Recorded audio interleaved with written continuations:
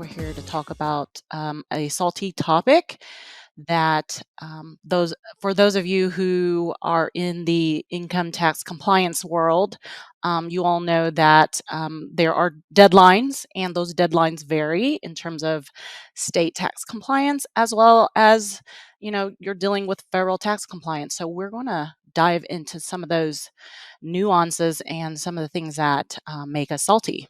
So, Meredith, you want to kick that discussion off?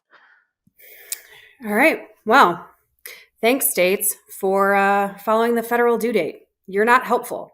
If you want to potentially incorrect return that later needs to be amended because, our federal brethren try really hard to provide a solid federal return, they might take all the way up to the due date. So thank you for filing your corporate return on 10/15 or your partnership return on 9/15, S Corp, whatever it is. Thank you for giving us all but 14 seconds to use and file a complete and accurate return for the jurisdictions that follow the federal due date. So thank you to those who give us an extra month, federal plus 30, federal plus 60. I don't know. Texas at least gives us to November. You may have to extra apply in August to get to November, but hey, there's extra time. Not difficult to do an extension, but what it is really difficult to do is a tax return in about 14 seconds once the Fed is final. So, do I want my busy season extended an extra month? No. But do I want the ability to do my job correctly and provide a return to a jurisdiction that is correct? Absolutely. So come on, states, get your shit together and please give us Fed plus 30 for a due date at a minimum. And I'm done. Sweet.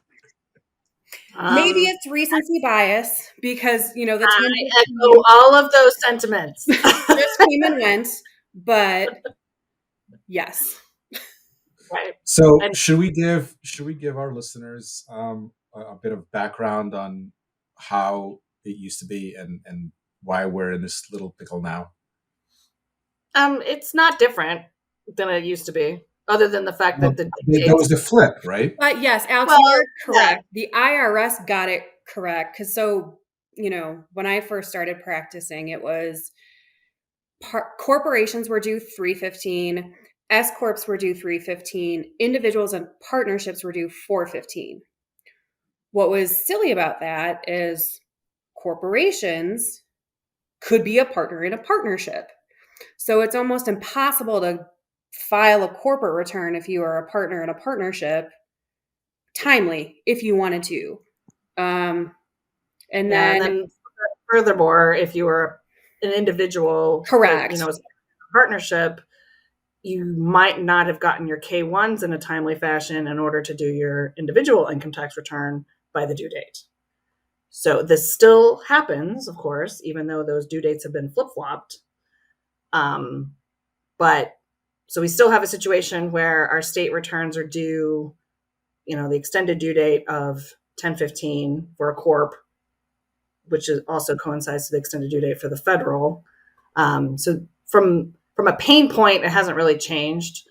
But for the fact that, we do have a lot of states that luckily with that change didn't keep with the 10/15 deadline that had, when the original due date was 3/15. So take a state like California, where they were always, 30 days past the federal due date. Luckily, they didn't say hey, we're just going to stay with, 10/15, right, as our due date. They tacked on the extra 30 days when those due dates flip-flopped. But still, there are several states and cities with local returns that are due 10/15 for corps. So it just makes for more compression to comply by that extended due date. And you don't get the ability to extend past that. I mean, there are some states you can, like in New York, you can keep extending, but most you cannot. Yeah, and I think even just what's difficult too is to even sometimes find out what the rule is.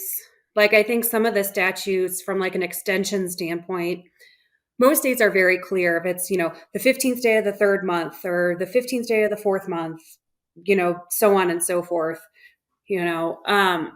but sometimes the extension statute will say follows federal. So it's like, well, what does that mean? So if it's the 15th day of the fourth month or the 15th day of the fifth month, but you follow the federal, so does that mean I only have like a 5-month extension? Or do I have a 6-month extension and there's just still some, we all appreciate the ability to file an extension. I actually extended my personal return this year for the first time ever. Me too. I just First couldn't get time my ever. act together. Same. Wow.